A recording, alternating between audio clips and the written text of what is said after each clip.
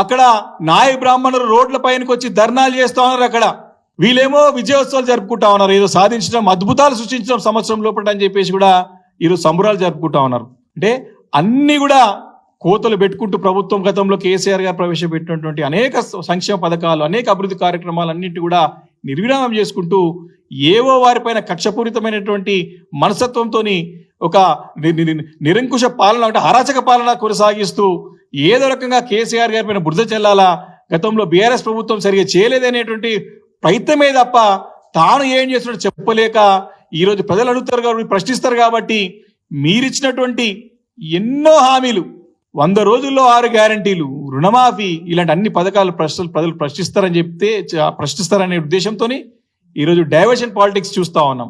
కాబట్టి ఇలా అనేక సందర్భాలు ఉన్నాయి. కాబట్టి ముఖ్యంగా ఈరోజు పర్టికులర్గా ఈ యొక్క వర్గాల వారిని, అనేక వర్గాల వారిని మోసం చేస్తుండడానికి ఈ మత్స్య కార్మికుల యొక్క మత్స్యకారుల యొక్క మోసం చేస్తూ అటు నాయ బ్రాహ్మణులని, అటు రజకులని, అనేక కుల వృత్తులపైనటువంటి వాళ్ళందరినీ కూడా మోసం చేసుకుంటూ ముందుకు వస్తున్న సంగతి నేను గుర్తు చేసుకుంటూ, మరి తప్పకుండా ప్రభుత్వం దీనిపైన తక్షణ చర్యలు తీసుకొని ఈ యొక్క న్యాయమైన డిమాండ్లని మరి నెరవేర్చే విధంగా చర్యలు తీసుకోకపోతే పెద్ద ఎత్తున ఆందోళనలు, ఉద్యమాలు తప్పవు. మేము సంవత్సరం వరకు ఓపికతోని, సహనంతోని మేము ప్రజాస్వామ్య పద్ధతిలో మేము ప్రశ్నిస్తున్నాము తప్ప ఎక్కడ కూడా ఇప్పుడు ఆందోళన కార్యక్రమం ఎక్కడ కూడా పిలుపునీయలేదు.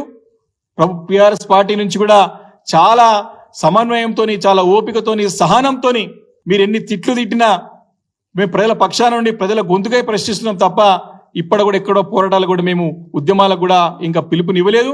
మీకు సరైన సమయం ఇవ్వాలనే సమయం ఇచ్చాం, కానీ ఈ రకంగా పేద బడుగు బలహీన వర్గాల వారిని మోసం చేస్తా అంటే మాట ఊరికిన ప్రసక్తి లేదని చెప్పేసి కూడా ఈరోజు కాంగ్రెస్ పార్టీని హెచ్చరిస్తా ఉన్నాం.